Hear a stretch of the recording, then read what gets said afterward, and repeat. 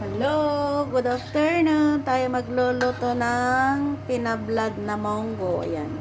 With buto-buto at saka kalabasa. Ayan. Haluan natin ng ang malunggay nila dito ay yung kahoy, pero lasang malunggay ito.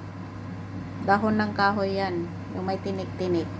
At alogbati, galing sa aking munting garden. Halo natin dito sa ating monggo. Yan guys, ang ulam namin ngayong tanghali.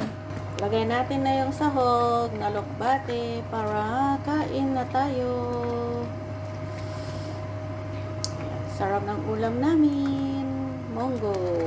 Tinablad na monggo with alokbati at saka dahon ng kahoy. Aywan ko kung anong pangalan yun. Pero lasang malunggay yun guys. Masarap.